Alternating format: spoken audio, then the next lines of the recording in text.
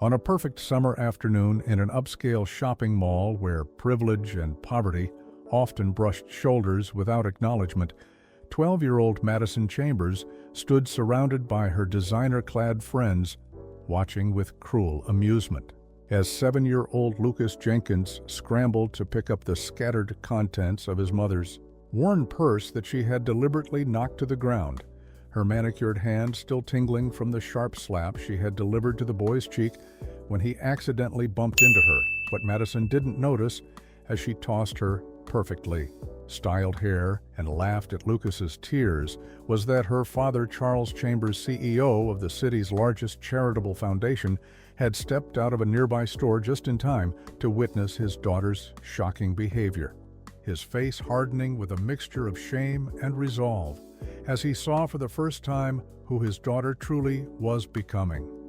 Before we continue this powerful story about privilege, accountability, and unexpected life lessons, please subscribe to our channel now so you never miss these important true stories that remind us how a single moment of cruelty or compassion can change multiple lives forever.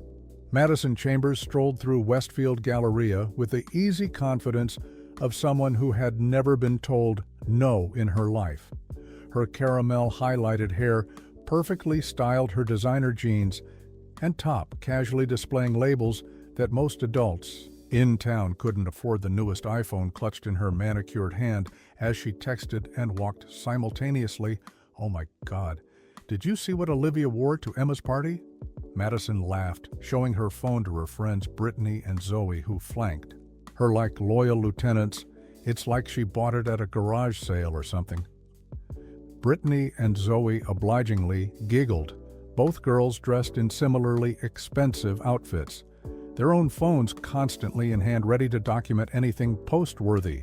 "Totally tragic," Brittany agreed, flipping her blonde hair. "My mom says her parents got divorced and they had to move to the east side. Explains everything." Madison nodded sagely as if this confirmed some fundamental truth about the universe. "Can we stop at Sephora? Daddy put more money on my card yesterday." The three girls changed direction, heading toward the cosmetics store, their voices carrying through the crowded mall as they dissected classmates' fashion choices and social missteps with the casual cruelty of children who had never experienced real hardship. Across the mall, Jessica Jenkins hurried toward the discount shoe store, her 7-year-old son Lucas struggling to keep up her worn purse clutched in his small hands. "Mom, can we get ice cream after?" Lucas asked, his sneakers a size too small for months of growth, his t-shirt clean but faded from multiple washings. Jessica checked her watch with a sigh. "Not today, honey. I have to get to my evening shift by 6, remember?" "We just need to get you shoes for school quickly," Lucas nodded, trying to hide his disappointment. He understood money was tight since Dad died 2 years ago. He understood his mom worked 2 jobs to keep their small apartment. He understood a lot of things 7-year-olds shouldn't have to understand. "You can carry my purse while I try to find your size," Jessica said with a tired smile. "You're my big helper, right?" Lucas nodded eagerly, taking the responsibility seriously as he followed his mother through the mall, his eyes occasionally drifting toward the bright storefronts filled with toys and games he knew better than to ask for. The collision happened in front of the luxury cosmetic store, Madison stepping backward without looking, Lucas hurrying to catch up with his mother, the contents of Jessica's purse spilling across the polished mall floor as Madison's sharp elbow knocked it from Lucas's hands. "Watch where you're going!" Madison snapped automatically, her face contorting with disgust as she realized who had bumped into her, a small boy in worn clothes, clearly not from her social sphere. "I'm sorry," Lucas stammered immediately, dropping to his knees to gather his mother's scattered belongings, a few loose dollars, a compact makeup case, a half-empty bottle of generic pain relievers, and most embarrassingly, a small collection of food stamps. Madison's face twisted into a cruel smile as she recognized the signs of poverty. "Oh my God, look at this," she stage whispered to her friends who had formed a circle around Lucas. "He's got food stamps. His mom's on welfare." Lucas's face flushed red as he scrambled to collect the items faster, trying to hide the food stamps that were simply part of life after.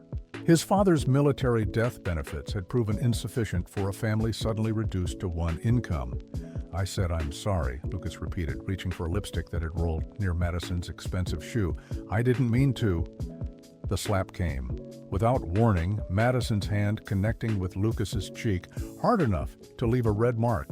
The sound sharp enough to draw stares from nearby shoppers. "Don't touch my shoes. They cost more than your whole outfit." Madison sneered as Lucas's eyes filled with tears. "You probably have lice or something." Brittany and Zoe laughed on cue, their phones now recording the encounter.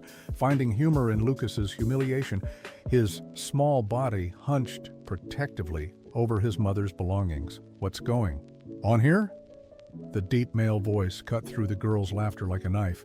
Madison, turning with the automatic smile she reserved for adults that typically got her out of trouble, her expression freezing when she recognized her father, Charles Chambers.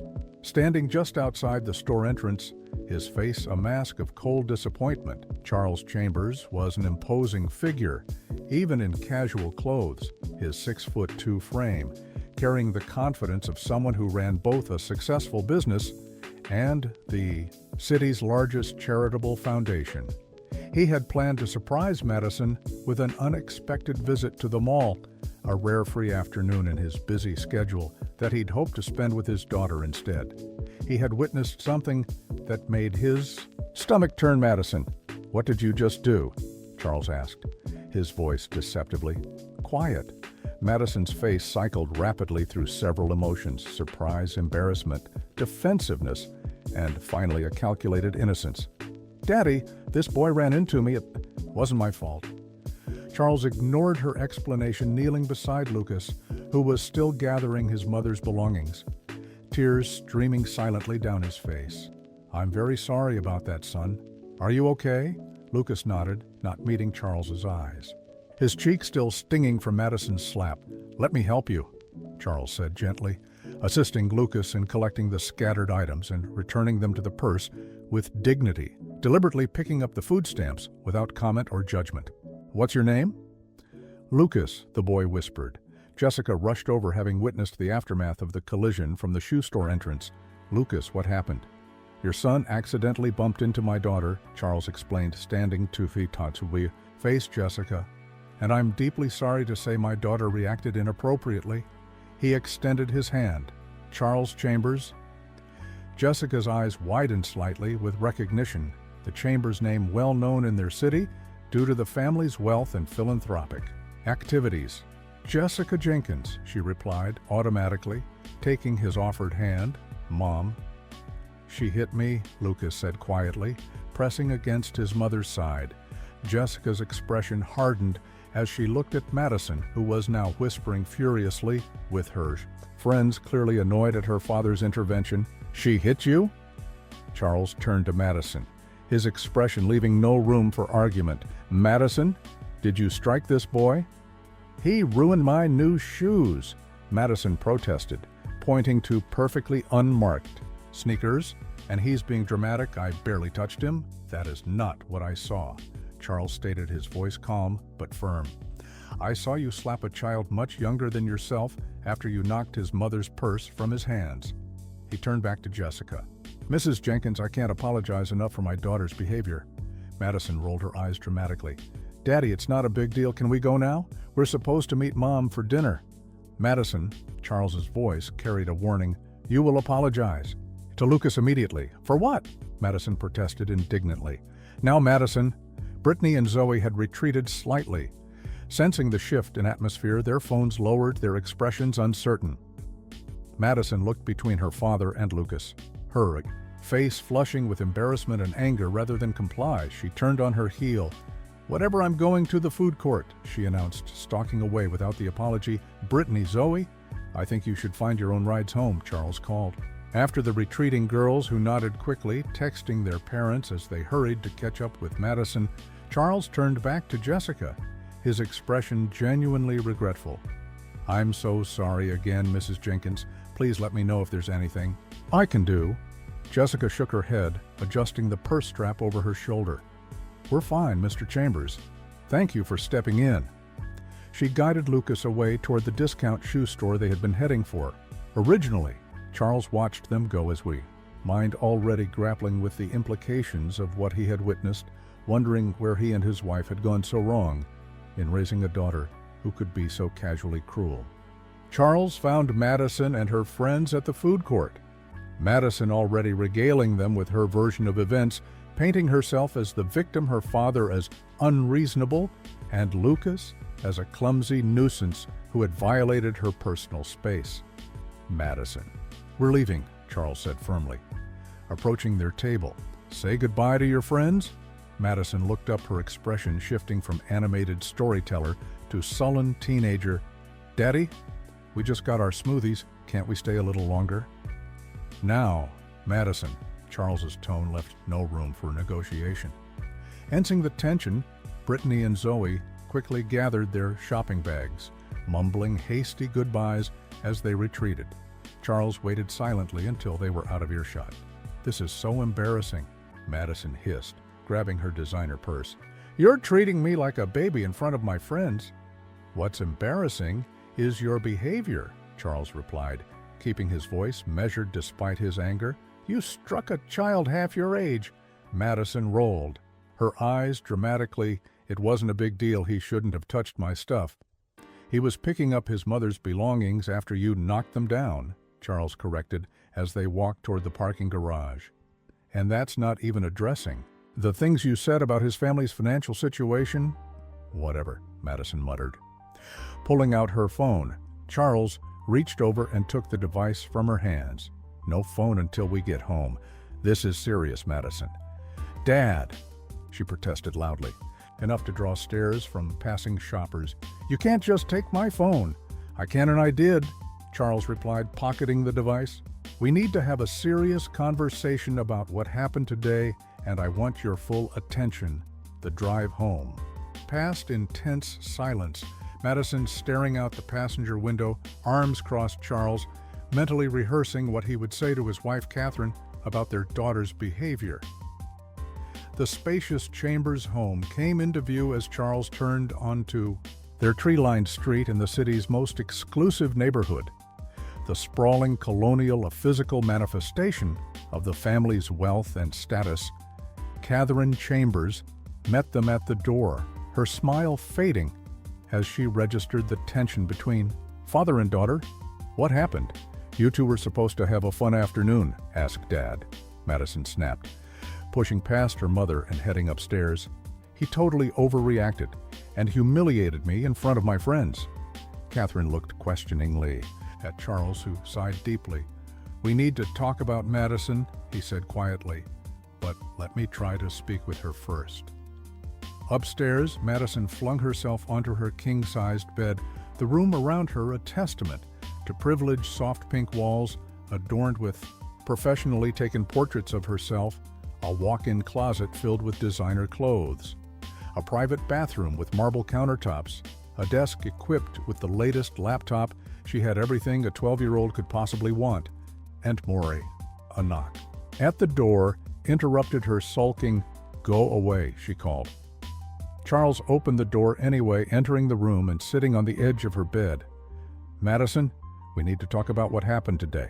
"There's nothing to talk about," she insisted.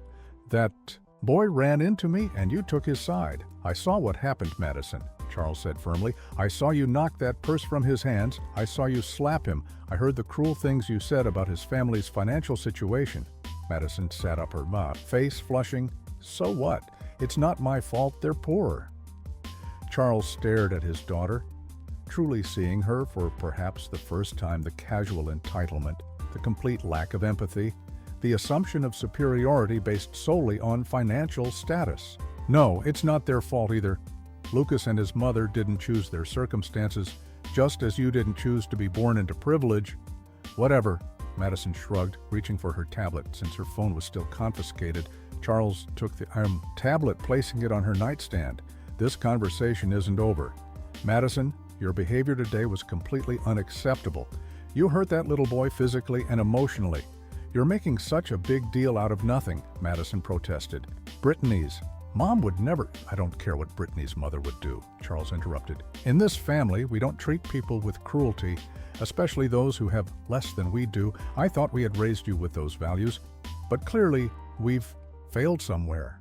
Madison's expression shifted from defiance to uncertainty. Her father rarely showed this level of disappointment. It was just a little slap. Would you feel the same if someone slapped you? Charles asked. If someone larger and more powerful than you decided to hurt you because they could? Madison didn't answer. That boy's name is Lucas Jenkins, Charles continued. And while you were laughing at his mother's food stamps, did you bother to ask why they might need assistance?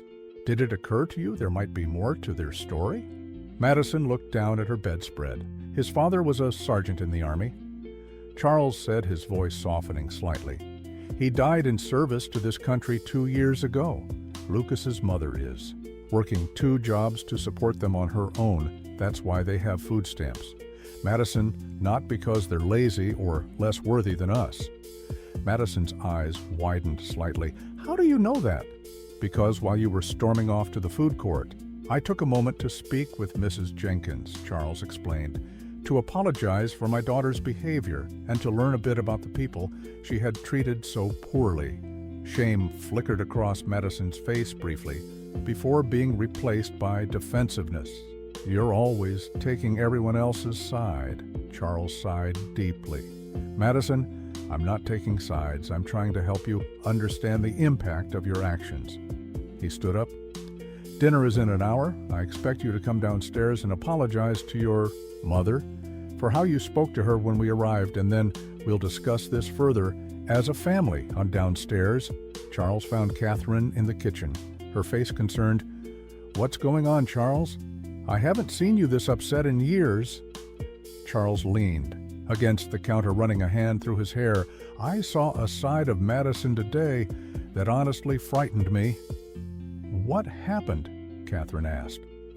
Charles recounted the mall incident in detail, watching his wife's expression shift from confusion to horror.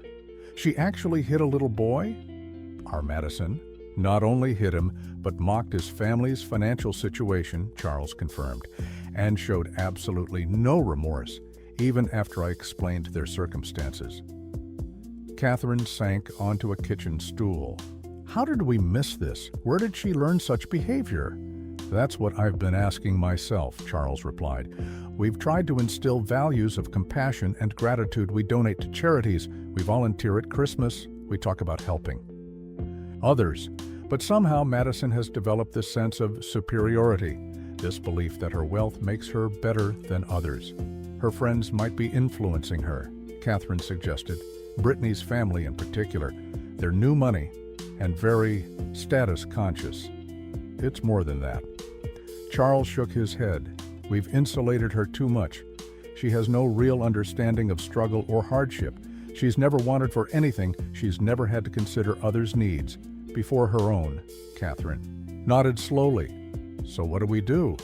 I've been thinking about that the entire drive home, Charles said, and I believe Madison needs a serious reality adjustment before this entitled attitude becomes permanently embedded in her character. What kind of adjustment? Catherine asked cautiously. Charles looked his wife in the eyes. I think our daughter needs to spend her summer very differently than she planned. Dinner that evening was a tense affair, Madison picking at her food while Charles and Catherine exchanged meaningful glances across the table. Madison had offered a perfunctory apology to her mother for her earlier rudeness, but remained defensive. About the mall incident, Madison, Charles began after several minutes of uncomfortable silence.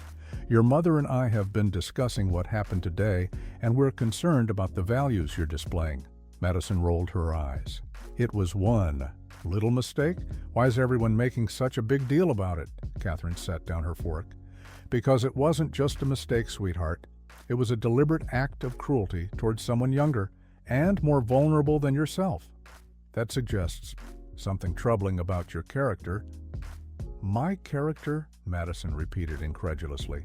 You're acting like I committed a crime or something. It was just a slap. Assault is actually a crime, Charles pointed out quietly. If that boy's mother had wanted to press charges, she could have. Madison's eyes widened. That's ridiculous. No, Madison. What's ridiculous is that you still don't understand the gravity of your actions, Charles replied. You physically hurt a child who had already lost his father. You mocked his family's financial struggles, and you've shown absolutely no remorse. Madison stared down at her plate. So what now? Am I grounded or whatever? Catherine and Charles exchanged glances before Catherine spoke. Madison, we've decided that your summer plans need to change. Madison looked up sharply.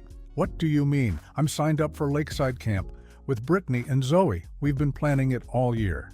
Not anymore, Charles said firmly. Instead, you'll be spending your summer volunteering at Hope Center. Hope Center? Madison repeated, her face contorting with horror as recognition dawned. You mean that place downtown for poor people? Dad, you can't be serious? Completely serious, Charles confirmed. Hope Center provides essential services to families in need, many of whom are struggling through no fault of their own. They run a summer program for children whose parents can't afford camps or daycare. This is so unfair. Madison pushed her chair back from the table. You're ruining my entire summer because of one stupid incident. Catherine's voice remained calm but firm. This isn't just a punishment, Madison. This is an opportunity for you to develop empathy, to understand that your privileged life isn't the norm for most people. I already know we're rich and other people aren't, Madison protested. I don't need to spend my whole summer with a bunch of charity cases to figure that out. Charles winced at his daughter's choice of words. Those charity cases, as you call them, are human beings with the same feelings, dreams, and dignity as anyone else. That's precisely why you need this experience. What about my friends? Madison demanded. They're expecting me to be at camp. We've already planned everything. You'll see your friends on weekends, Catherine answered. You'll be volunteering Monday through Friday 9 to 4, just like a real job. Madison's eyes filled with tears. This is child abuse. Nobody else's parents would do this to them, Charles sighed. Madison, comparing appropriate consequences to abuse is both inaccurate and offensive, particularly given that some of the children at Hope Center have experienced actual abuse.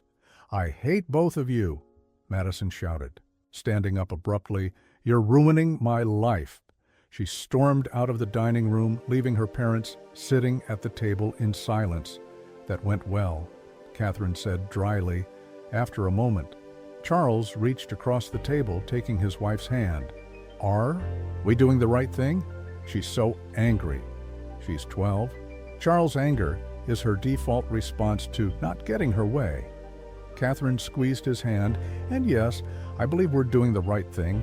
Madison needs this wake-up call before her sense of entitlement becomes permanent. Upstairs, Madison flung herself onto her bed, sobbing dramatically into her pillow, her mind racing through potential ways. Out of this situation, she could call her grandmother, who always took her side. She could promise to be better without actually having to spend time with poor people. She could fake an illness. After exhausting herself with tears, Madison crept to the top of the stairs, overhearing her parents' continued conversation in the living room. I'm just worried about how this will affect her socially, Catherine was saying. You know how cruel middle school girls can be if they decide she doesn't fit in anymore. I understand, Charles replied, but I'm more concerned about who Madison is becoming right now than about her social standing. She has plenty of advantages in life, but character isn't one of them unless we help her develop it. You're right, Catherine sighed. I just hate seeing her so upset. Me too, Charles admitted.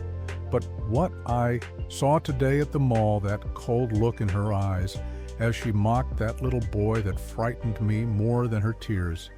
Now does she really understand that Lucas is grieving his father? That his mother is working multiple jobs just to keep a roof over their heads? How can our daughter have so little compassion? Because we've protected her from discomfort, Catherine said quietly.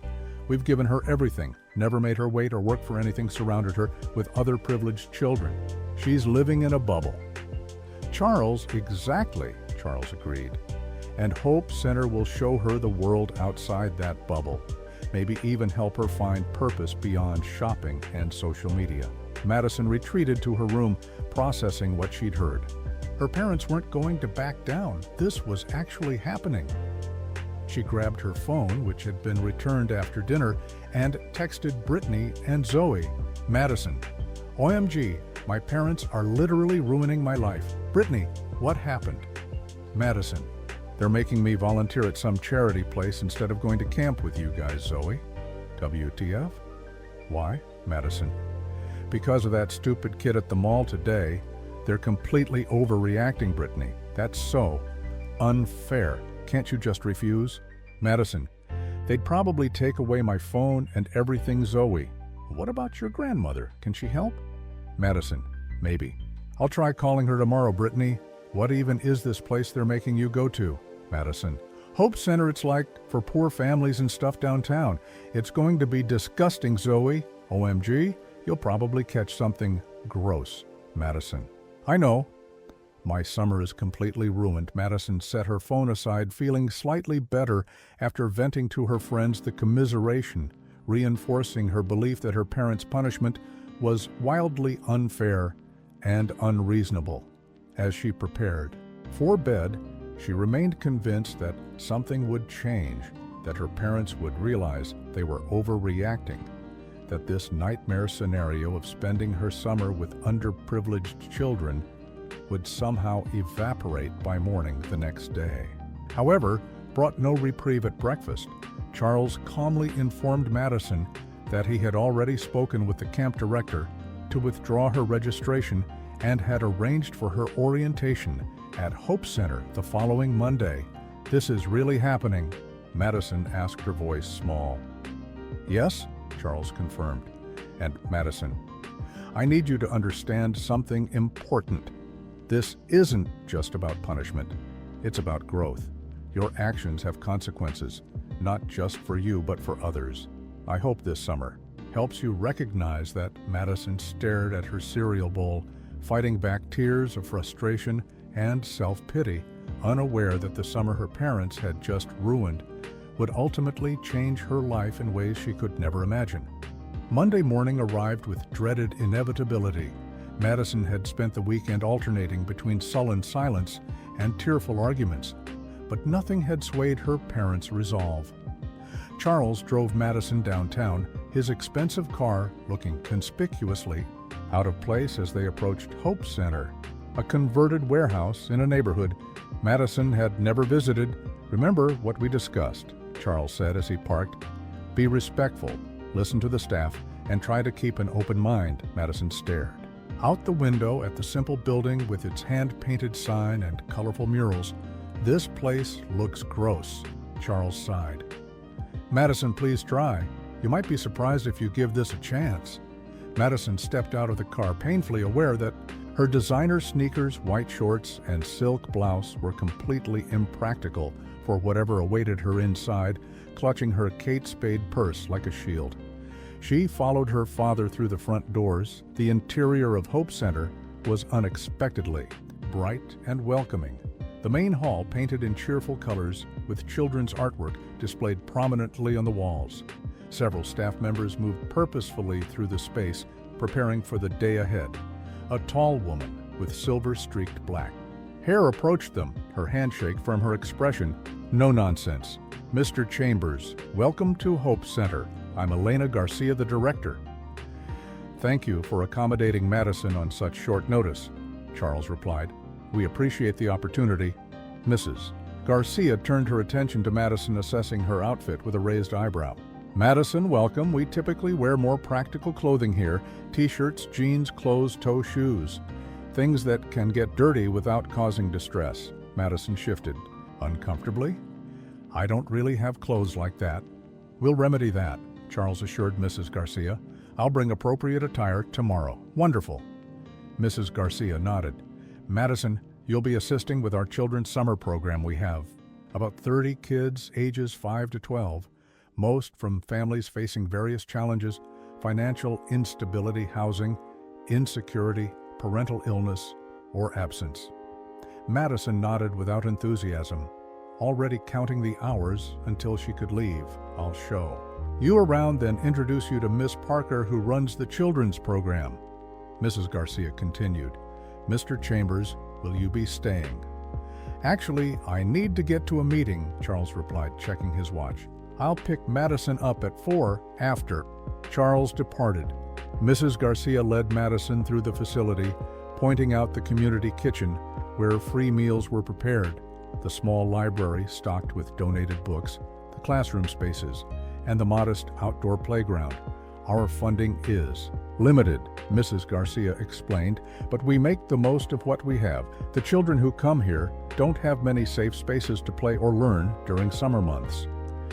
Madison followed silently, taking in the worn furniture, the secondhand toys, the patched beanbag chairs, everything so different from the pristine environments she was accustomed to.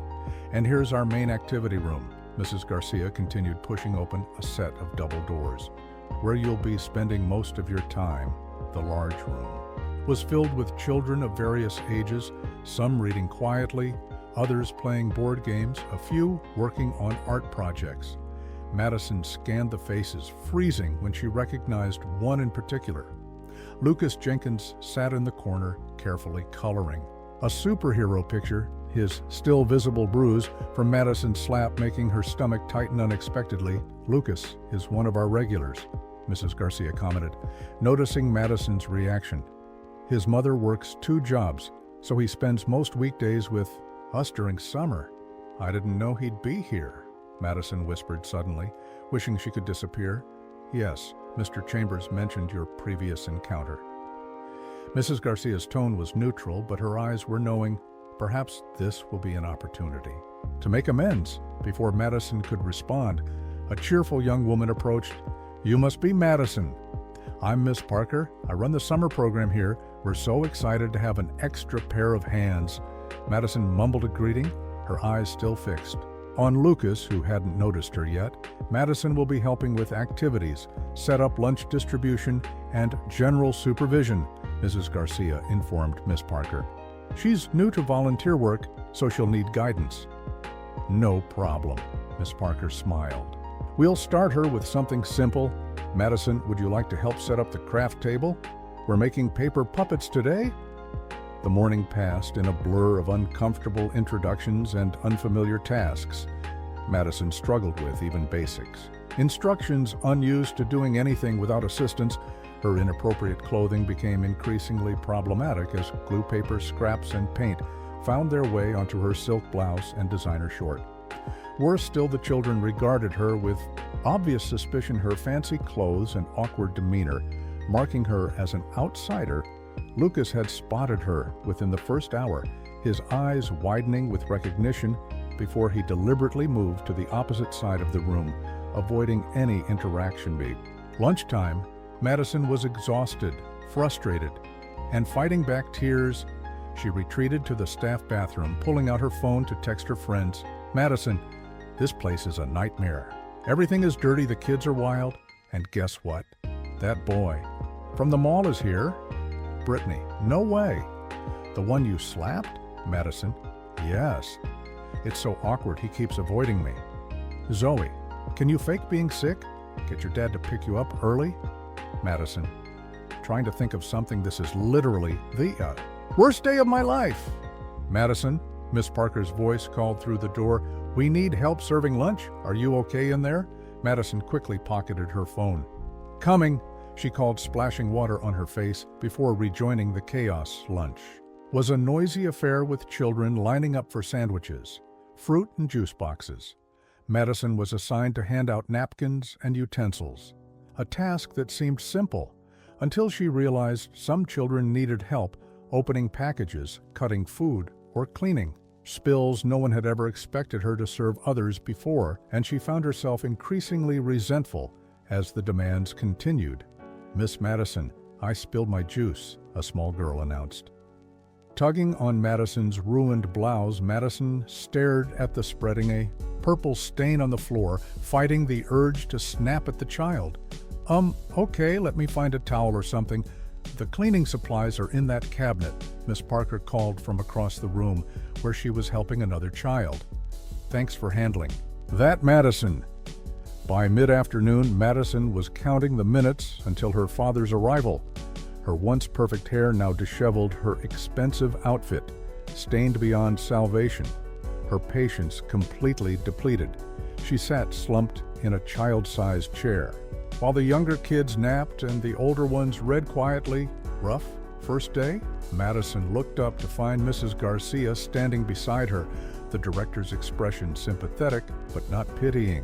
"These kids are exhausting," Madison admitted, "and they don't listen and everything's messy." Mrs. Garcia nodded. "It can be overwhelming at first, especially if you're not used to this environment, but you'd be surprised how quickly you can adapt." "I don't want to adapt," Madison muttered. "I want to go to a camp with my friends." "Understandable," Mrs. Garcia said, taking the seat beside Madison. "But since you're here for the summer, perhaps you could try to make the best of it. These children have so little. Madison, many of them face challenges you can't imagine." Madison glanced across the room where Lucas sat, reading his eyes occasionally, darting in her direction before quickly looking away. "Does he know I'm supposed to be here all summer?" Mrs. Garcia followed her gaze. "Lucas? No, I haven't discussed it with him, though. He certainly recognized you." "He hates me," Madison said quietly. A strange feeling settling in her stomach, something like regret. "Children don't hate easily," Mrs. Garcia replied. "They're often more forgiving than adults, if given the chance to see genuine change." Madison didn't respond, unsure what to make of the uncomfortable emotions swirling inside her. "Your father will be here soon." Mrs. Garcia stood smoothing her practical khakis. "Tomorrow wear something you don't mind. Getting dirty, closed-toe shoes, no jewelry, and bring a positive attitude, if you can find one." As Madison waited for her father near the front entrance, Lucas passed by, heading toward the library. Their eyes met briefly before he quickened his pace. Clearly uncomfortable with her presence, Madison opened her mouth to say something, though she wasn't sure what, but he was already gone. When Charles arrived, his eyebrows rose at the sight of his daughter's disheveled appearance and stained clothes. "Productive day?" he asked. As they walked to the car, "It was awful," Madison declared dramatically. "The kids are wild. Everything's dirty and Lucas is here. Dad, Lucas from the mall. Why didn't you tell me?" "I didn't know he attended Hope Center," Charles replied, starting the car. "Though it makes sense given his family's situation. Is that going to be a problem?" Madison stared out the window. "It's just weird he won't even look at me."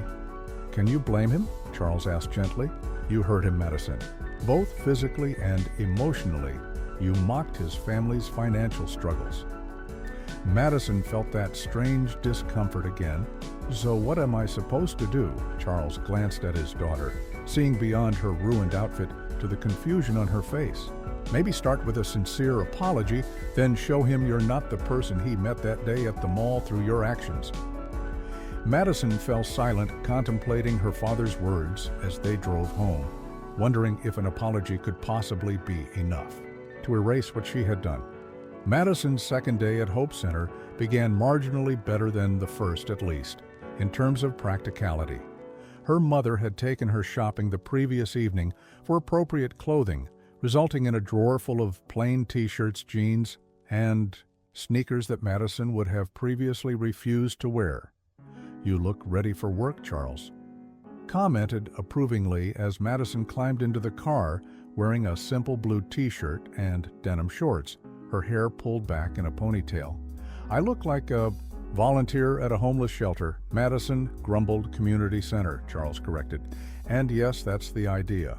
The morning routine at Hope Center was becoming familiar. Check-in with Mrs. Garcia, receive assignments from Miss Parker, try to keep up with the constant demands of 30 energetic children. Madison found herself assigned to the art table, helping younger children with scissors and glue while keeping the inevitable messes to a minimum. "Miss Madison, can you help me?" a small girl named Zoe asked, holding up tangled yarn for a craft project. Madison sighed, but moved to assist, untangling the colorful strands. "There you go, be more careful next time." "Thank you," Zoe replied with a gap-toothed smile. "You're pretty," the compliment caught Madison off guard. Thanks," my sister says. Pretty people are usually mean, Zoe continued innocently, but you're not that mean. Madison blinked, processing the backhanded compliment. I'm trying not to be, she admitted, surprising herself. With the honesty across the room, Lucas remained distant, carefully avoiding any activity that would bring him near Madison. His wariness obvious. Even to the other children, Madison found her eyes drawn to him repeatedly, noting how the younger kids seemed to gravitate toward him, how patiently he helped them with projects, how his face lit up when he was drawing during lunch. Madison was tasked with distributing apple slices, noticing that Lucas didn't come through her line, instead asking another volunteer for his portion. His deliberate avoidance was becoming increasingly uncomfortable, making Madison acutely aware of the impact of her actions at the mall. He'll come around, Miss Parker said, quietly noticing Madison's gaze following Lucas. Just give him time. Why would he? Madison asked. I was horrible to him, Miss Parker smiled gently. Children are resilient and forgiving, especially when they see genuine change. The afternoon brought an unexpected disruption as dark clouds gathered. Outside, and rain began hammering against the roof. The children were in the middle of quiet reading time when a tremendous crash of thunder shook the building, causing several younger kids to cry out in alarm. It's okay, everyone, Miss Parker assured them. Just a summer storm. We're perfectly safe in here. Madison noticed Lucas comforting a frightened little boy, showing him how to count between lightning and thunder to determine how far away the storm was. The interaction highlighting a maturity. Beyond his 7 years, another peal of thunder rattled the windows, followed by a different sound that made the staff exchange concerned glances. Is that water? Miss Parker asked as a distinct dripping sound became audible. Mrs. Garcia appeared in the doorway, her expression serious. We've got a leak in the main hallway ceiling. Everyone stay calm, but we need to move supplies away from that area quickly. Chaos ensued as staff mobilized to protect the center's limited resources from water damage. Miss Parker directed older children to help move books and art supplies while keeping younger ones occupied in a dry corner. Madison found herself uncertain where to help until Mrs. Garcia called out to her, Madison, we need those storage bins moved from the hallway quickly. Water is coming through the ceiling. Madison hurried to the hallway where several large plastic bins filled with books and games sat directly under a growing wet spot on the ceiling. She grabbed the first bin, surprised by its weight, but managed to drag it to safety. Returning for the second, her designer sneakers splashing in the growing puddle, he was struggling with a particularly heavy bin when she noticed Lucas on the other side of the hallway, attempting to move a similar container, his small frame straining against the weight. Madison hesitated, torn between her instinct to avoid him and the obvious need for assistance. Here, let me help, she said, approaching cautiously. Lucas looked up, startled wariness. Immediately crossing his features, I got it, he insisted, though the bin had barely moved.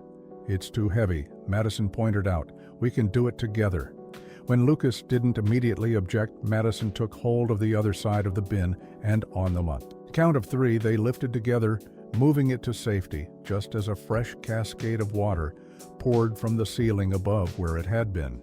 Thanks, Lucas muttered, not meeting her eyes, already turning to move another container. They worked side by side for several minutes, neither speaking beyond necessary coordination, moving the center's precious resources away from the spreading water.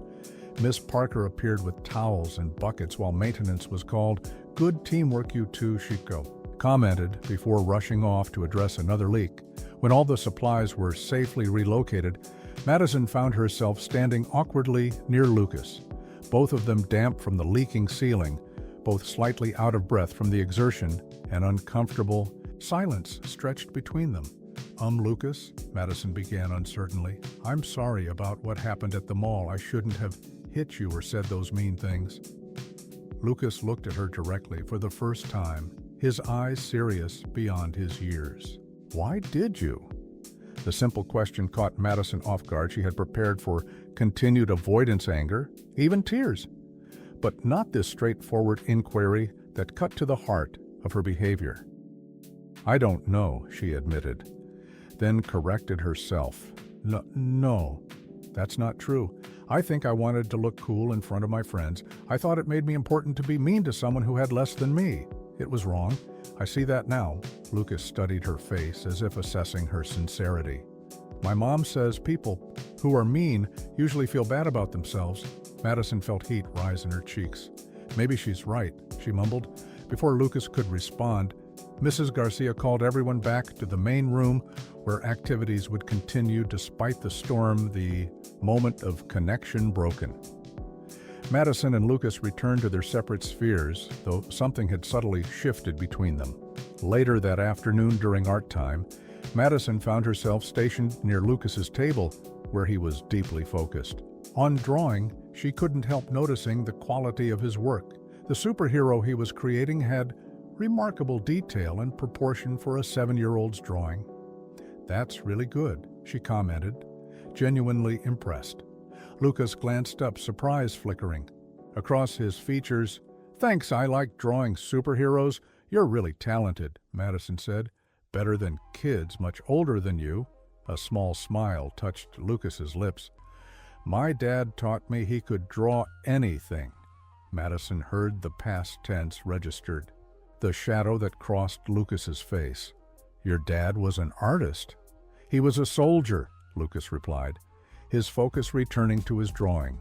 "But he could draw really good. He sent me pictures from overseas before he died." Madison felt something twist in her chest, remembering what her father had told her about Lucas's family. "I'm sorry about your dad." Lucas shrugged in that particular way children do when trying to seem okay with something that still hurts deeply. "I pretend he's a superhero now, watching over me and Mom. That's why I draw them." Madison looked at the drawing with new understanding. The superhero on the page wore dog tags and had a protective stance. Something personal and meaningful woven into what she had initially seen as just a child's drawing.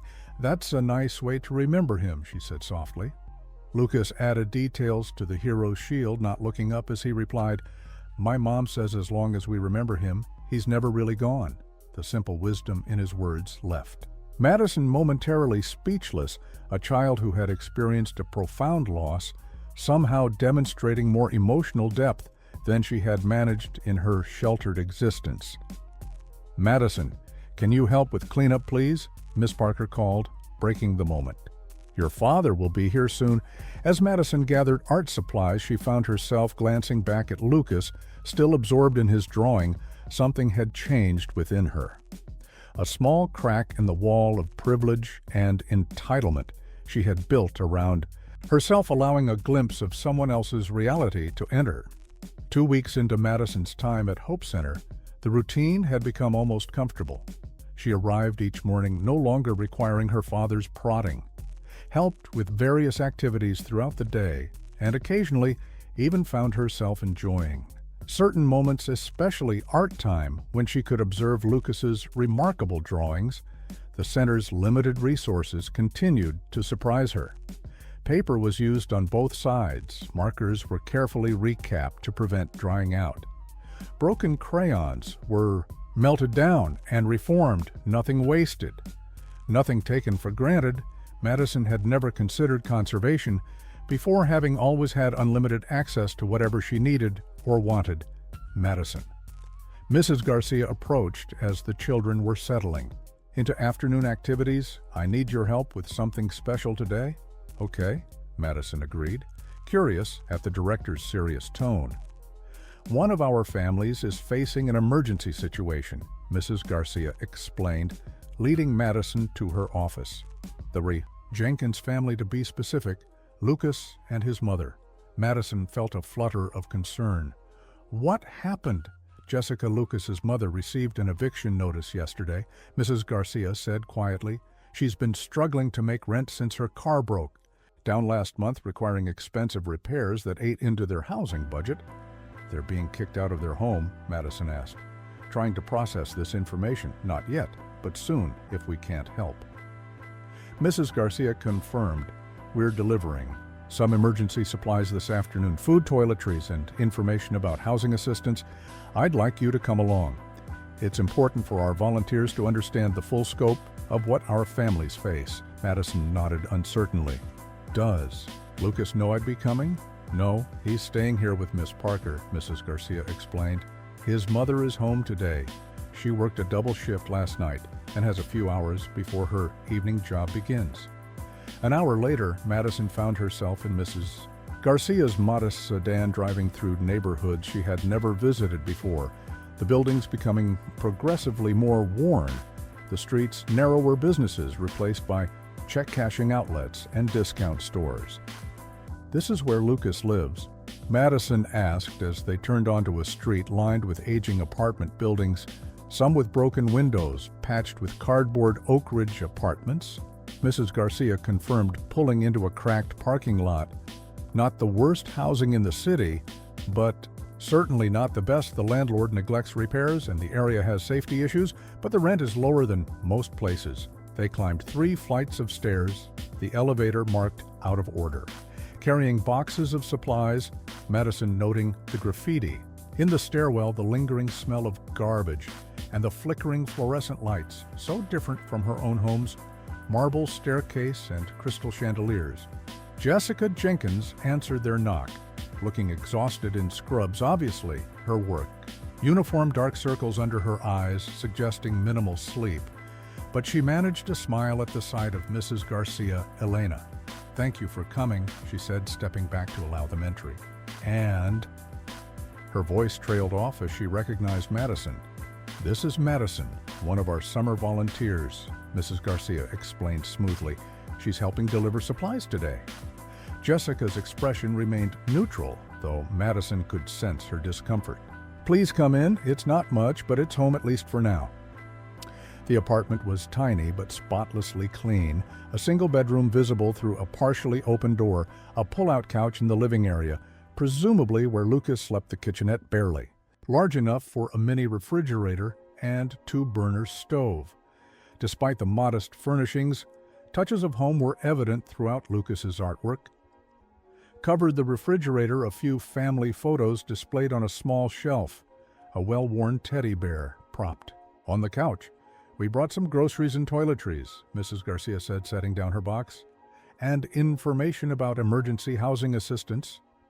"I can't thank you enough," Jessica sighed, running a hand through her hair. "I thought we were finally getting ahead. Then the car broke down and everything fell apart again." Madison stood awkwardly holding her box of supplies, taking in the surroundings, trying to reconcile this reality with Lucas's consistently cheerful demeanor at the center. Did he remain so positive, living in such difficult circumstances?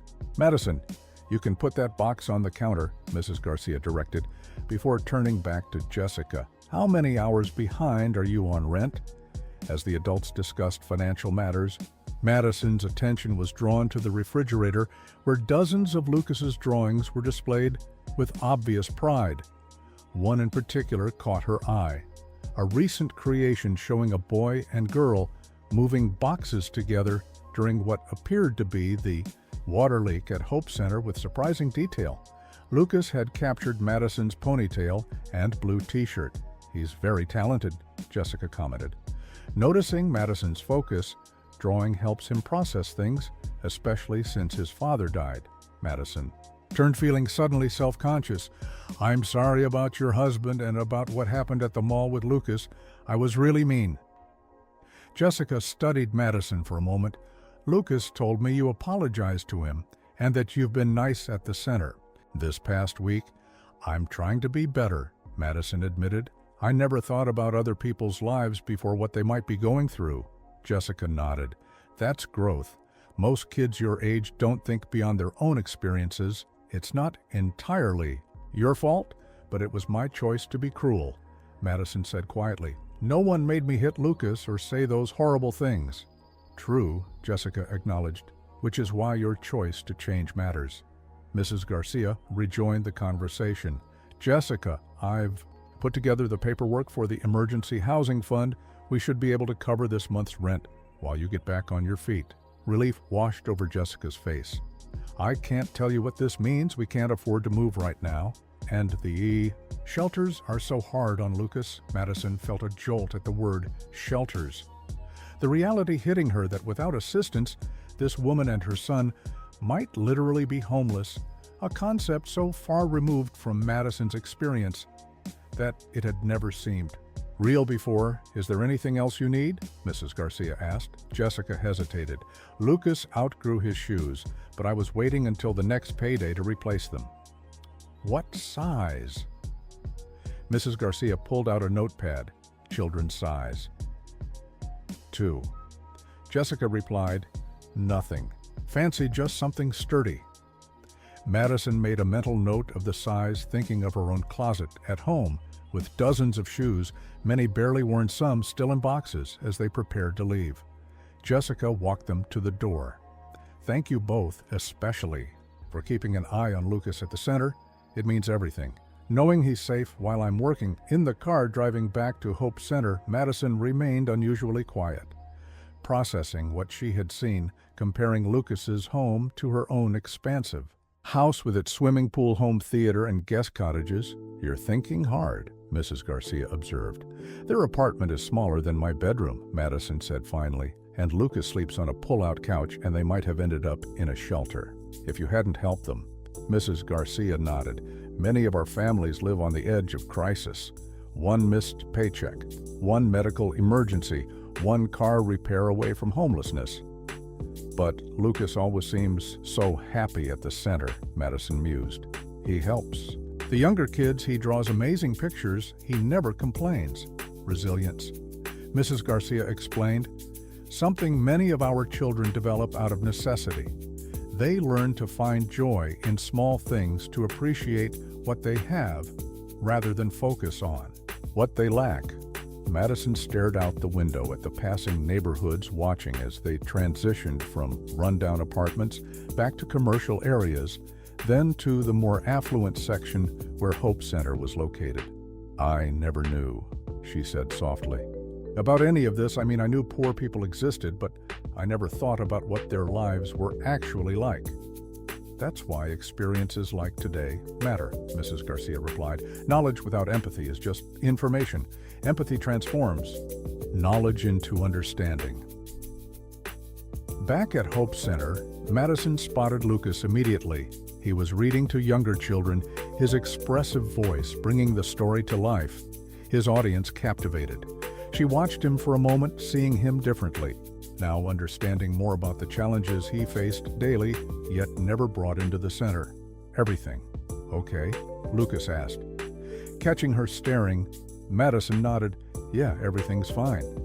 She hesitated, then added, "You're really good at reading to the little kids." Lucas shrugged, but smiled slightly. "I like stories. They take you somewhere else for a while. Somewhere else." Madison thought, like away from a tiny apartment and financial worries and the absence of a father. She was beginning to understand the power of escape that books and drawing offered him. "Want to help?" Lucas asked unexpectedly, holding up the book. "You could do the monster voices." Madison felt something warm unfurl in her chest at the simple invitation. "Sure I can. The monster voices." By the third week of Madison's time at Hope Center, Mrs. Garcia had noted significant changes in the girls' demeanor. Her initial reluctance had given way to more genuine engagement, her interactions with the children, especially Lucas, becoming less forced, more natural. When Madison arrived that Monday morning, Mrs. Garcia greeted her with an unexpected announcement. "We're starting a special project today," the director explained, gathering the staff and older children. "The main hallway has been looking rather drab for years, and the water damage from our recent leak has made it worse." Madison glanced at the hallway in question, noting the discolored ceiling tiles and faded beige walls. "So we're going to create a mural," Mrs. Garcia continued, with enthusiasm, "something that represents Hope Center and the community we serve, something that brightens this space and welcomes everyone who enters." Excited murmurs spread through the group, particularly among the children who loved art activities. "Missy," Parker will coordinate the project, dividing you into teams each responsible for one section of the mural. Mrs. Garcia explained, "We'll spend the next 3 weeks designing painting and completing our masterpiece." Miss Parker stepped forward, holding a clipboard. "I've divided the older children into 4 teams each with a volunteer leader," she began reading names. Madison was surprised to hear herself assigned as a team leader, along with Lucas and 2 other children named Marcus and Sophia. Each team will design their section based on a theme. Miss Parker continued, "Team 1 will focus on community, Team 2 on growth, Team 3 on diversity, and Team 4 on dreams. Madison's team will handle the dreams section." Madison felt a flutter of nervousness. She had never led anything before, certainly not a creative project involving younger children. But she also felt an unexpected spark of excitement at the prospect of leaving a lasting mark on Hope Center. The teams gathered in separate corners of the activity room to begin brainstorming, Madison awkwardly taking charge of her small group, which included Lucas, a 9-year-old girl named Aaliyah, and 6-year-old twins, Tia and Tyler. "So, our theme is dreams," Madison began uncertainly. "What should we include in our section of the mural?" Silence greeted her question, the children watching her expectantly. "Maybe we could start by each saying what we dream about," Madison suggested, "like what we want to be when we grow up or places we want to go." This approach yielded better results as the children began sharing. Tia wanted to be a doctor, Tyler an astronaut. Aaliyah dreamed of becoming a teacher when Madison's turn came. She hesitated, realizing she had never given serious thought to her future beyond vague notions of being rich and popular. "I'm not sure yet," she admitted. "I'm still figuring it out." They turned to Lucas. "Last, what about you, Lucas? What's your dream?" Madison asked. Lucas considered the question carefully. "I want to be a comic book artist like my dad wanted to be before he joined the Army, and I want to make enough money so my mom doesn't have to work so hard."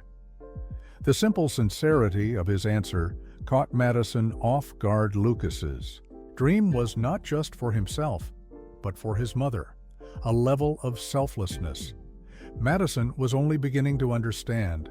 "Those are all great ideas," Madison said, refocusing on the project. "Now how do we show these dreams in our mural section?" Over the next hour, the group sketched ideas, eventually settling on a design featuring children looking up at thought bubbles containing their various dreams. Lucas taking the lead on drawing the initial concept, his artistic talent immediately evident. Madison found herself genuinely impressed by his ability to translate their ideas into visual form. "That's really amazing, Lucas," she commented, watching him add details to the sketch. "You're already an artist," Lucas smiled slightly. "My dad said talent only matters if you practice every day. He always carried a sketchbook even in the Army." "Your dad sounds like he was really special," Madison said. Noticing how Lucas lit up when speaking about his father, "He was the best," Lucas agreed. "He could draw anything, and he was super brave. That's why I draw superheroes. They remind me of him." As the group continued developing their design, Madison observed the interactions between the children, noting how Lucas patiently helped the younger twins with their contributions, how Aaliyah organized their materials with careful attention to detail, each child bringing unique strengths to the project. At lunchtime, Madison found herself sitting with her team, continuing to discuss the mural. Her phone remained untouched in her pocket, a marked change from her first days when she had texted her friends constantly complaining about Hope Center. "Miss Madison, can you help me open my juice?" Tyler asked, struggling with the small box. "Sure," Madison replied, automatically performing the small task without the resentment she would have felt weeks earlier. After lunch, Miss Parker gathered all 4 teams to share their initial concepts. Madison surprised herself by feeling proud as she presented her team's design. The other volunteers and staff offering genuine praise for their creative approach. "Excellent work, everyone," Miss Parker concluded.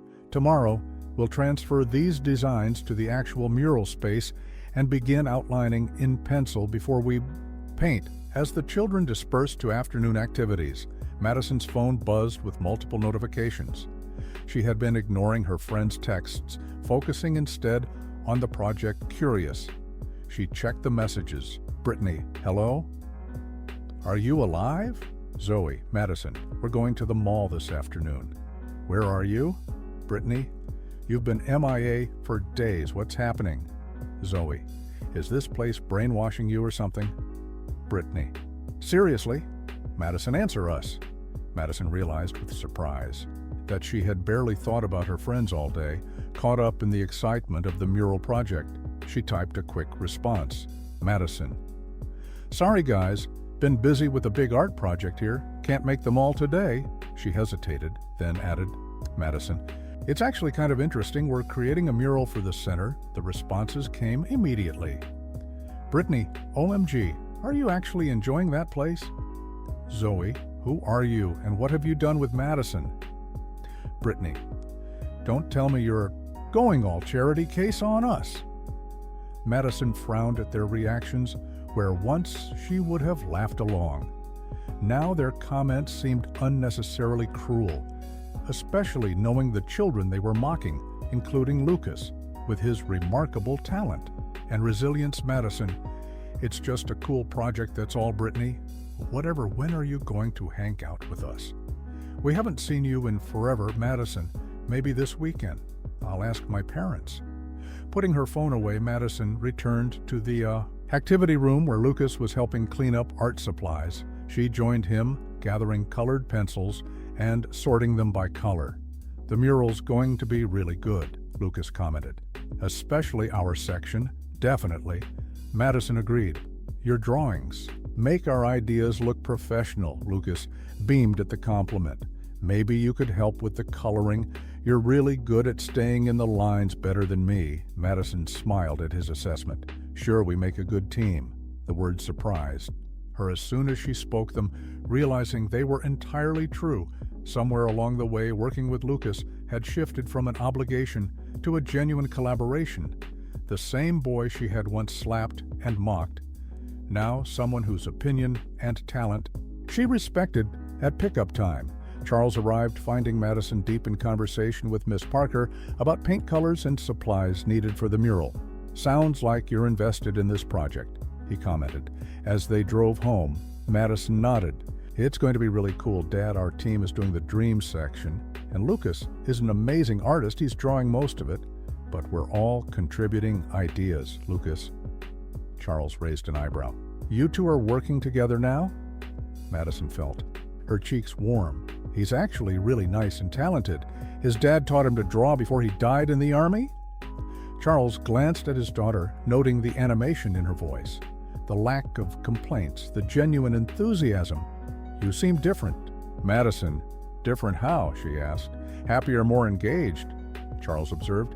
When was the last time you texted Brittany and Zoe complaining about being at Hope Center? Madison considered the question. I don't know. A while ago, I guess. I've been busy with the mural and other activities. That's interesting, Charles commented, a smile playing at the corners of his mouth.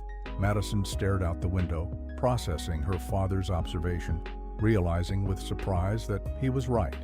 She had stopped viewing Hope Center as a punishment, instead finding unexpected fulfillment in the connections and projects there, particularly with Lucas and the other children in her mural group. Dad, she said as they neared home, can we stop at the art supply store?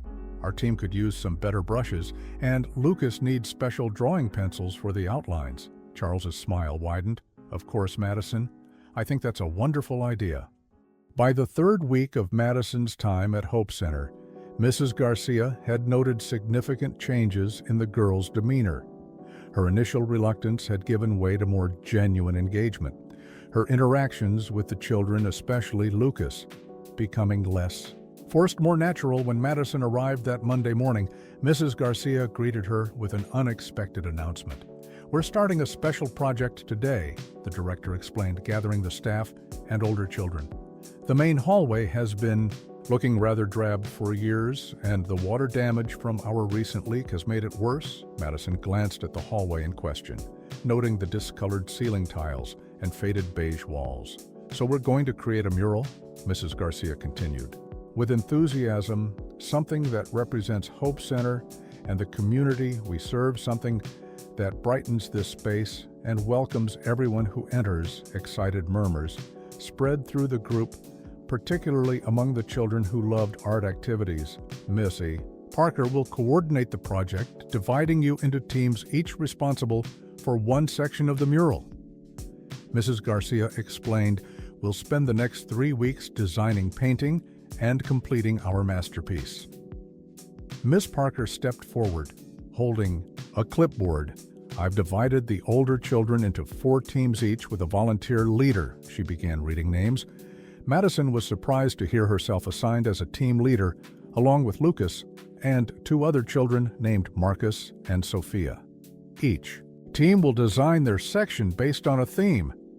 Miss Parker continued, "Team 1 will focus on community, Team 2 on growth, Team 3 on diversity, and Team 4 on dreams. Madison's team will handle the dreams section." Madison felt a flutter of nervousness. She had never led anything before, certainly not a creative project involving younger children.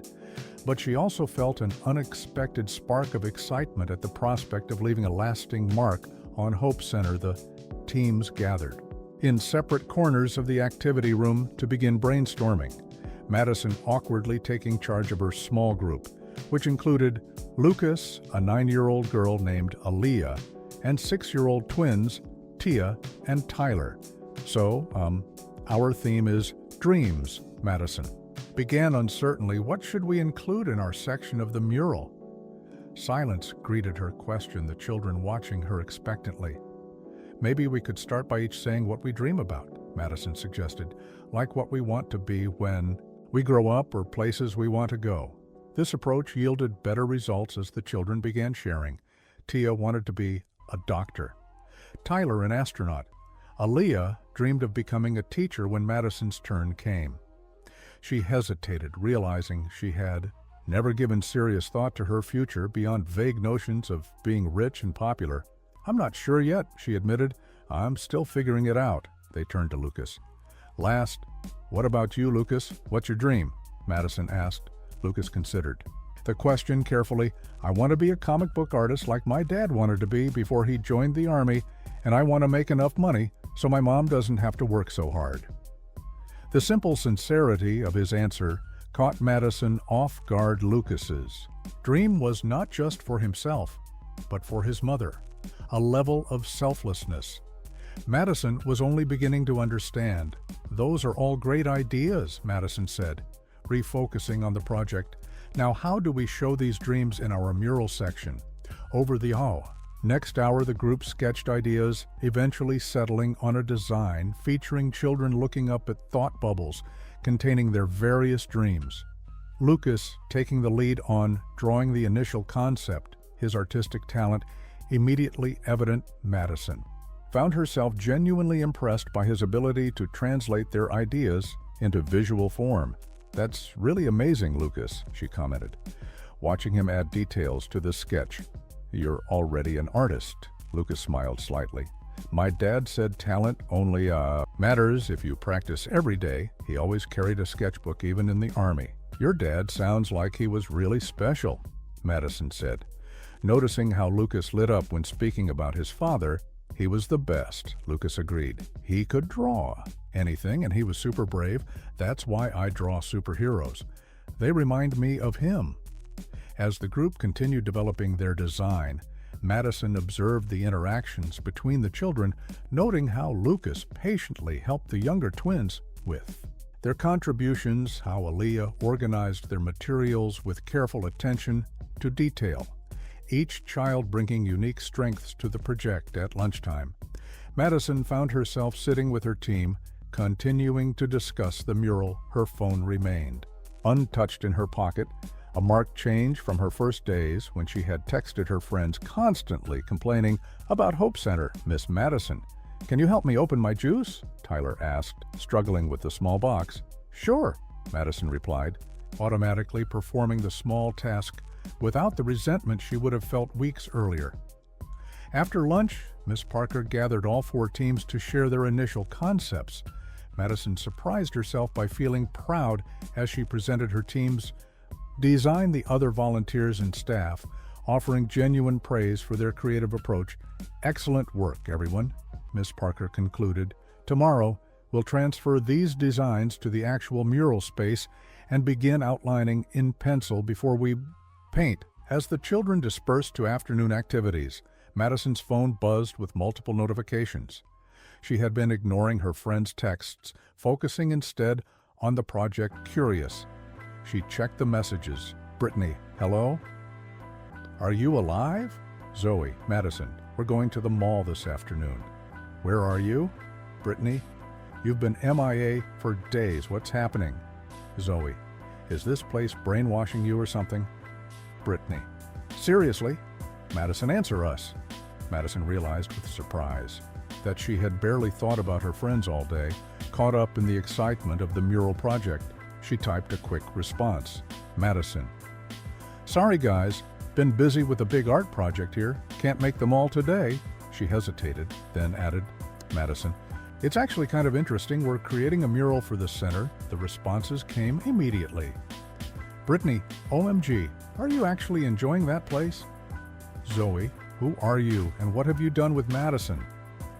"Brittany, don't tell me you're going all charity case on us." Madison frowned at their reactions, where once she would have laughed along. Now their comments seemed unnecessarily cruel, especially knowing the children they were mocking, including Lucas, with his remarkable talent and resilience. "Madison, it's just a cool project, that's all. Brittany, whatever, when are you going to hang out with us? We haven't seen you in forever." "Madison, maybe this weekend. I'll ask my parents." Putting her phone away, Madison returned to the activity room where Lucas was helping clean up art supplies. She joined him, gathering colored pencils and sorting them by color. "The mural's going to be really good," Lucas commented. "Especially our section." "Definitely." Madison agreed. "Your drawings make our ideas look professional." Lucas beamed at the compliment.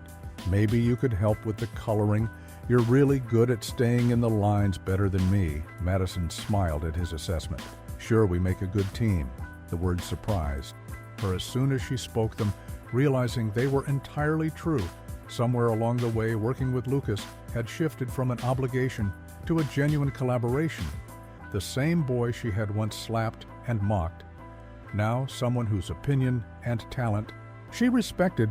At pickup time, Charles arrived, finding Madison deep in conversation with Miss Parker about paint colors and supplies needed for the mural. "Sounds like you're invested in this project," he commented. As they drove home, Madison nodded. "It's going to be really cool, Dad. Our team is doing the dream section, and Lucas is an amazing artist. He's drawing most of it, but we're all contributing ideas." "Lucas?" Charles raised an eyebrow. "You two are working together now?" Madison felt her cheeks warm. "He's actually really nice and talented.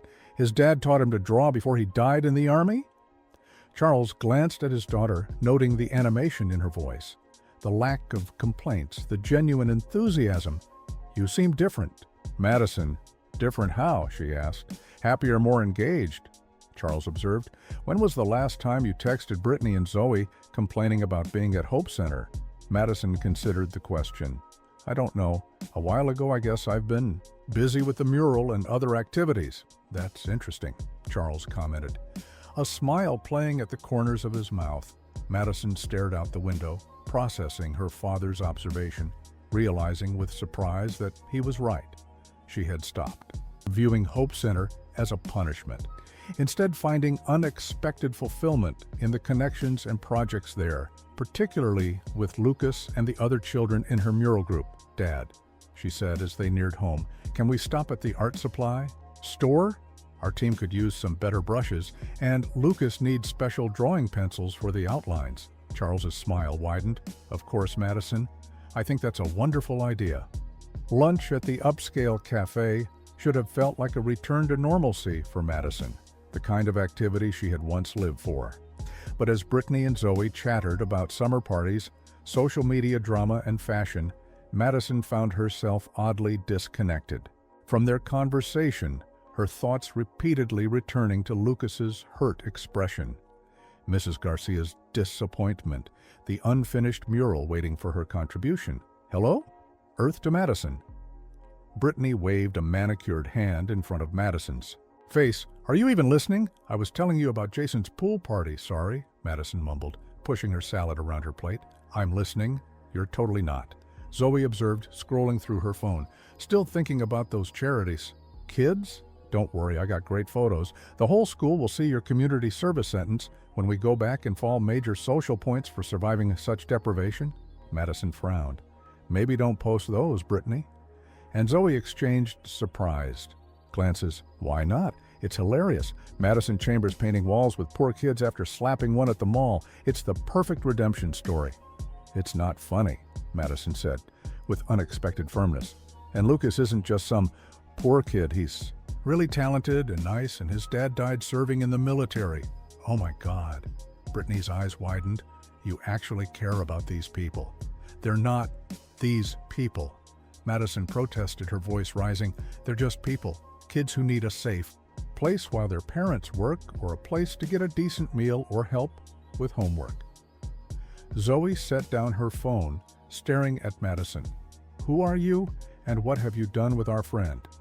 The Madison we know would never defend a bunch of welfare cases. The term that had once seemed so casually acceptable now grated on Madison's ears. Stop calling them that. They have names and lives and dreams just like we do. They just don't have as much money. Wow. Brittany sat back in her chair. That place really has brainwashed you. Madison shook her head. It's not brainwashing, it's just seeing things differently, understanding that the world is bigger than our bubble. Our bubble is just fine, Zoe insisted. It's comfortable, it's fun, it's where we belong.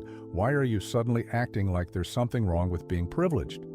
There's nothing wrong with having advantages, Madison tried to explain, but there is something wrong with thinking it makes you better than other people or gives you the right to be cruel, like you were at the mall. Brittany raised an eyebrow. Let's not pretend you've always been this enlightened, Madison. We all saw you slap that kid.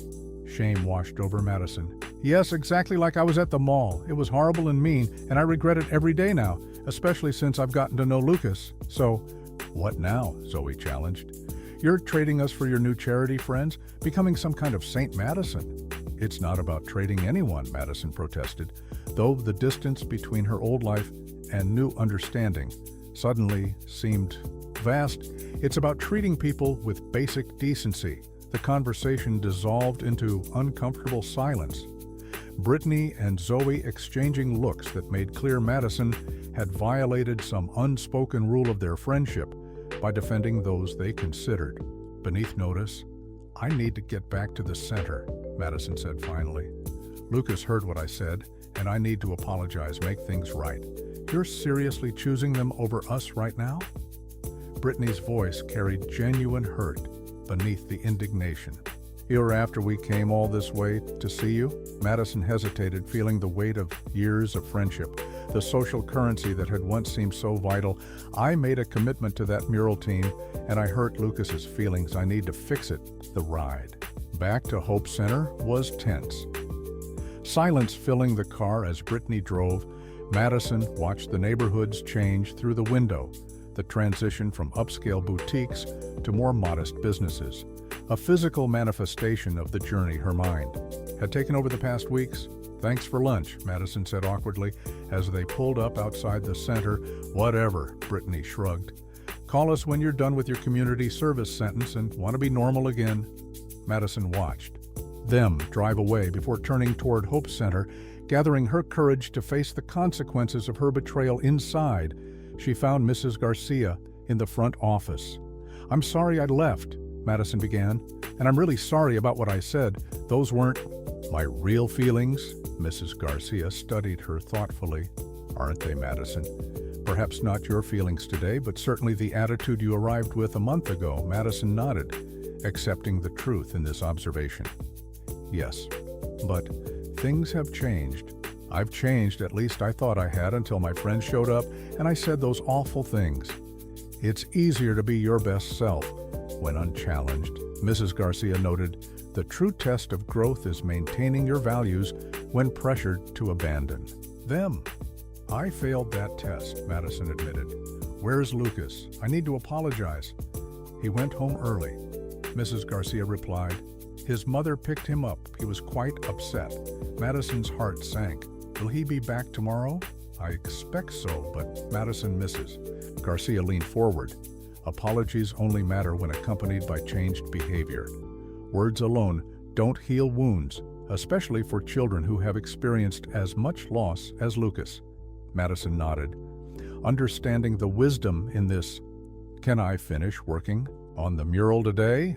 Our section needs the background filled in." Mrs. Garcia's expression softened slightly. "Of course, the rest of your team is still working. They could use your help." The afternoon passed quietly, Madison working alongside her remaining team members, each stroke of her paintbrush feeling like a small act of atonement. Though Lucas's absence left a noticeable void when Charles arrived to pick her up, Madison's clothes were paint-covered, her expression subdued. "Rough day?" he asked. As they drove home, the story spilled out. Madison recounting Brittany and Zoe's visit, her momentary betrayal, Lucas overhearing her hurtful words, her friends' attitudes toward the Hope Center children, and her own conflicted feelings. "I don't know who I am anymore, Dad," she concluded. "A month ago, I would have laughed along with Brittany and Zoe. Thought the same way they do now. I can see how wrong that is, but I still wasn't strong enough to stand up to them." Charles was quiet for a moment. "That's a pretty profound self-realization for someone your age, Madison. Many adults never achieve that level of insight. But I hurt Lucas again, after all the progress we'd made, after he trusted me." "Yes, you did," Charles acknowledged. "And that has consequences. But recognizing your mistake is the first step toward making amends at home." Madison went straight to her room, declining dinner, her appetite gone, her mind replaying the day's events over and over, the hurt in Lucas's eyes, the disappointment. From Mrs. Garcia, the hollow feeling of sitting with friends whose values suddenly seemed foreign.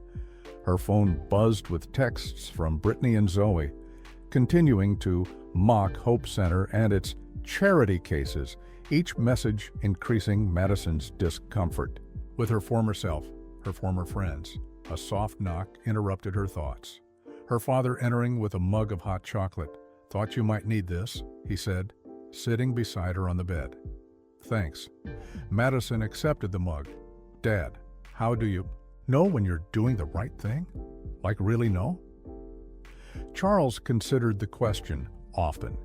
It's when the right choice is the hardest one, when it would be easier to go along with others or fall back into old patterns, but something inside. "You resist. I felt that today," Madison admitted, sitting with Brittany and Zoe, listening to them talk about the center kids. "I felt wrong, like I was betraying Lucas and the others all over again." Charles nodded. "That's your conscience, developing your sense of personal ethics. It's an important part of growing up. But I still messed up," Madison sighed. "I still hurt Lucas's feelings to impress my friends." "And now you have a choice," Charles said gently. "You can either let that mistake define you, or you can use it as motivation to become the person you want to be, the person who would have made a different choice." Madison considered. Her father's words, "I know what I need to do tomorrow, but I'm scared Lucas won't forgive me, and Brittany and Zoe might not be my friends anymore if I really change." "Those are real risks," Charles acknowledged. "But consider the alternative: staying the same person who would hurt someone vulnerable to impress others. Is that who you want to be?" "No," Madison whispered, the answer coming without hesitation. "Definitely not." "Then you already know what to do." Charles stood, patting her shoulder. "And Madison, I'm proud of the person you're becoming, even with the stumbles along the way." Alone with her thoughts, Madison made a decision, picking up her phone to text Brittany and Zoe, knowing the choice before her wasn't just about tomorrow, but about who she wanted to become. Madison arrived at Hope Center early the next morning, a small gift bag in hand, her stomach tight with anxiety as she scanned the room for Lucas, finding him already at their mural section, meticulously outlining a figure his back to the entrance, his posture tense as if expecting another blow. "Good morning, Madison," Mrs. Garcia greeted her. "You're here bright and early." "I wanted to talk to Lucas before everyone else arrives," Madison explained. "And to finish the background section we were working on yesterday." Mrs. Garcia nodded. "He's been here since we opened, working quite intently on the mural." Madison approached, carefully, setting her bag down nearby. "Hi, Lucas!" He didn't look up his pencil, continuing its precise movements across the wall high. "I'm really sorry about yesterday," Madison began. "What I said to my friends was wrong. I didn't mean it." Lucas remained focused on his drawing. "You said you didn't want to be here, that my mom and I needed charity." "I know," Madison acknowledged. "And it was horrible and untrue. I do want to be here. I like working on the mural with you and our team." "Then why did you say those things?" Lucas finally looked at her, his eyes carrying a wisdom beyond his years. "Was it because your friends are rich and we're not?"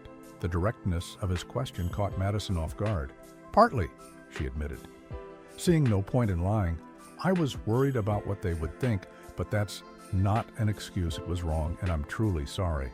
Lucas studied her face, seeming to weigh her sincerity. "My mom says people sometimes say mean things because they're afraid."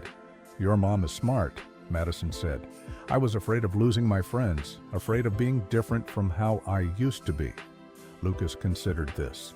Returning to his drawing, being afraid is okay. Everyone gets scared sometimes, but hurting people because you're scared isn't okay. "You're right," Madison agreed, surprised by the 7-year-old's insight. "That's why I brought you something." She reached for the gift bag. "It's not to buy your forgiveness. It's because I saw how amazing your drawings are and thought you could use these." Lucas accepted the bag cautiously, opening it to find a professional set of drawing pencils, the kind used by serious artists, along with a small sketchbook bound in faux leather. "These are real artist pencils," he said, his eyes widening, "like the ones in the art store window." "You're a real artist," Madison replied simply. "You should have real tools." Lucas ran his fingers over the pencils reverently. "Thank you," he said quietly, then added, "I'm still mad about yesterday, though." Madison nodded. "That's fair. I'd be mad too. Friendship takes time to rebuild after someone breaks trust." They worked side by side for several minutes in silence, Madison carefully filling in the background colors, Lucas adding details to the figures representing their team's dreams.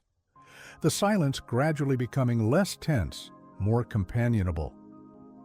"I told my friends they were wrong about Hope Center," Madison said eventually. "I told them the people here matter just as much as anyone else."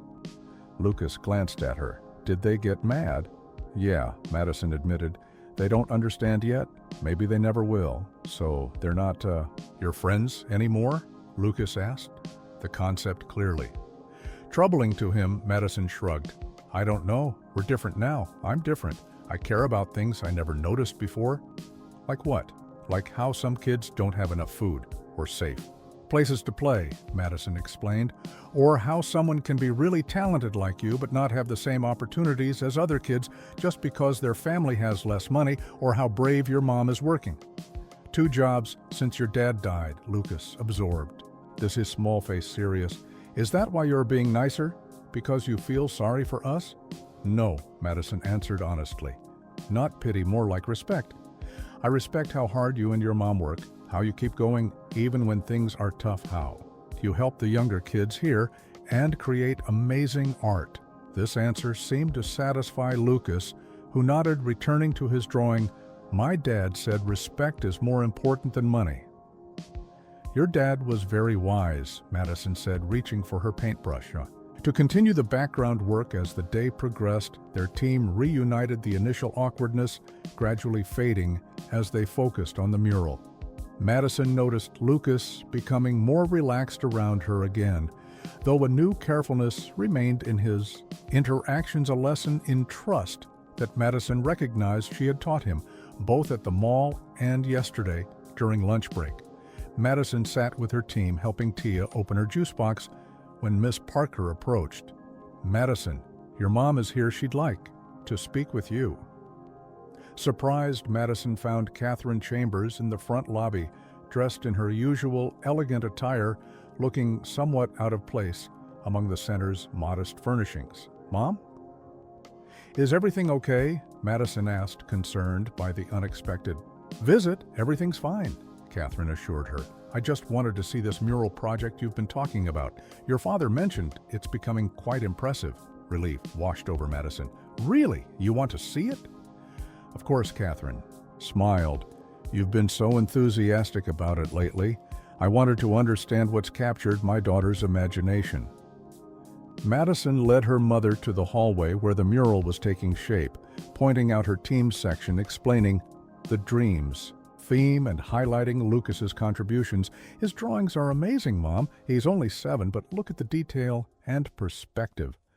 Catherine studied the mural with genuine interest. "It's remarkable work, Madison. You should be proud of what you're creating here." "It's mostly Lucas," Madison admitted. "He's the real artist. I just help with the background and colors."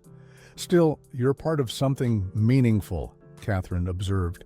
"Something that will remain here, bringing joy to others long after your summer ends." Madison hadn't considered this perspective before the permanence of their creation, its lasting impact on the center. "I guess you're right. That's kind of cool." As they continued discussing the mural, Lucas approached, shyly holding a drawing he had just completed. "Miss Madison, is this how you wanted the cloud shapes?" Lucas: "This is my mom," Madison introduced. "Mom, this is Lucas, my teammate and the artist I was telling you about." Catherine smiled warmly. "It's wonderful to meet you, Lucas. Madison says you're quite the artist, and I can see she's right." Lucas ducked his head at the praise. "Thank you, ma'am." "Those cloud shapes are perfect," Madison confirmed. Examining his drawing, "Better than I imagined," Lucas beamed at the compliment before returning to their work area. Catherine watching the interaction with thoughtful eyes. "He seems special," she commented. Once Lucas was out of earshot. "He is," Madison agreed. "He's been through so much, but he's still kind and helpful and crazy talented." Catherine studied her daughter. "You've changed, Madison. Is that bad?" Madison asked, uncertain. "Not at all," Catherine assured her. "It's beautiful to watch you grow into someone who sees others, truly sees them, not just what they can do for you or how they fit into your social hierarchy." Madison considered her mother's words. "I think I was pretty awful before." "Not awful," Catherine corrected. "Just unaware, living in a bubble of privilege we created for you, which was partly our mistake." "Dad said something similar," Madison recalled, "about how you protected me too much." They began walking back toward the front lobby, Catherine's arm around Madison's shoulders. "There's a balance we didn't quite find between us, giving you advantages and teaching you that those advantages come with responsibility toward others." "I'm learning that now," Madison said, "though I'm still figuring it out sometimes. I mess up like yesterday with my friends." "What happened yesterday?" Catherine asked. Madison explained the incident with Brittany and Zoe Lucas, overhearing her hurtful comments. "Her subsequent apology and gift growing up means making mistakes," Catherine said, "but taking responsibility for them and trying to make amends. That's character development. I just hope Lucas really forgives me," Madison sighed, "and that I don't mess up again." "You probably will," Catherine said with gentle honesty. "We all do, but each time you'll learn and do better. That's what matters." Before leaving, Catherine stopped by Mrs. Garcia's office, introducing herself and engaging in a lengthy conversation that Madison couldn't hear. When she emerged, her expression was thoughtful. "What were you and Mrs. Garcia talking about?" Madison asked as they said their goodbyes. "Just some ideas," Catherine smiled. "Nothing for you to worry about. Enjoy your afternoon with your team." As Madison returned to the mural, she felt a curious sense of alignment between her two worlds, home and Hope Center. No longer entirely separate spheres, but increasingly connected through her changing perspective, her growing understanding of privilege, responsibility, and genuine connection. 3 months later, on a crisp autumn day, Madison walked through the doors of Westview Academy, her new school. a diverse college preparatory institution known for its strong arts program and scholarship opportunities, her designer backpack had been. Replaced with a practical canvas one, her attitude transformed even more dramatically than her appearance. "Madison," Lucas called, spotting her from the art room doorway, where he was setting up easels, his presence at the elite school still a source of joy for Madison. "Hey, Lucas," she smiled, joining him in the sunlit studio. "Ready for the first official art club meeting?" Lucas nodded enthusiastically, arranging supplies with careful precision. "I still can't believe I get to come to school here. Even if it's just for the after-school program, you earned it," Madison reminded him. "Your art portfolio impressed everyone on the scholarship committee." The journey to this moment had begun with Catherine Chambers' conversation with Mrs. Garcia.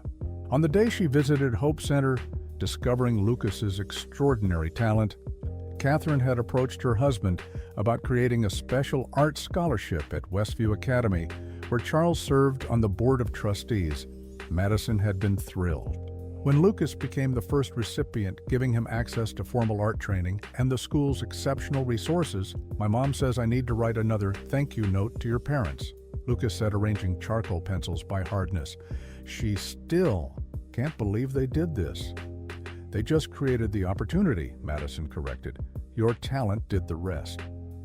As other students began filtering into the art room, Madison reflected on the dramatic changes in her life since that fateful day at the West Mall. She had transferred from her exclusive private school to Westview, seeking a more diverse environment with stronger arts programs. Brittany and Zoe had initially treated this decision as a betrayal, eventually drifting away as Madison's priorities continued to evolve, their occasional social media posts suggesting they hadn't changed while Madison had transformed completely. "Is everything ready for the presentation next week?" asked Mrs. Rivera, the art teacher, who had taken Lucas under her wing, recognizing his exceptional talent. "Almost," Madison replied. "We have the photos of the Hope Center mural, the before and after renovation pictures, and Lucas's speech is coming along great." The foundation gala had become the focus of their efforts. In recent weeks, Charles Chambers Charitable Foundation planning its annual fundraising event with a special emphasis on arts programs in underserved communities. Madison and Lucas had been invited to present their experience with the Hope Center, mural sharing how art had transformed both the physical space and the people involved. "I'm nervous about speaking in front of all those fancy people," Lucas admitted. Once Mrs. Rivera had moved on to help other students. "You'll be amazing," Madison assured him. "Just tell them your story, how art helps you feel connected to your dad, how drawing superheroes makes you feel strong." Lucas nodded, considering this advice. "Will your old friends be there? The ones who visited that day?" "Probably." Madison acknowledged. "Their parents attend the gala every year. But it doesn't matter, Lucas. We've both grown since then." Indeed, Madison had grown in ways she never could have imagined when her father first witnessed her cruel behavior that summer. Day, the entitled girl who had slapped a child for accidentally bumping into her, had evolved into someone who recognized the value of every person regardless of their economic status. Someone who understood that privilege carried responsibility, rather than superiority. After school, Madison accompanied Lucas to Hope Center, where they both now volunteered twice weekly, the mural long completed. But their commitment to the community continuing through new projects Madison helped coordinate. The center's expanded art program, while Lucas provided peer mentoring to younger children with artistic interests. "Madison! Lucas!" Mrs. Garcia greeted them warmly. "Perfect timing, we just received a new donation of art supplies from the Westview Parent Association. My mom helped organize that," Madison explained as they began unpacking sketch pads, watercolors, and drawing pencils.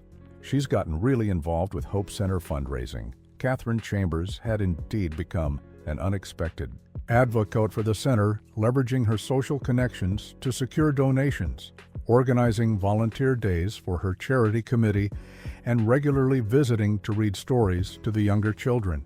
"And how is the tutoring program going?" Mrs. Garcia asked as they sorted supplies. Really good, Lucas reported proudly. Emma's reading has improved a whole grade level since we started working together.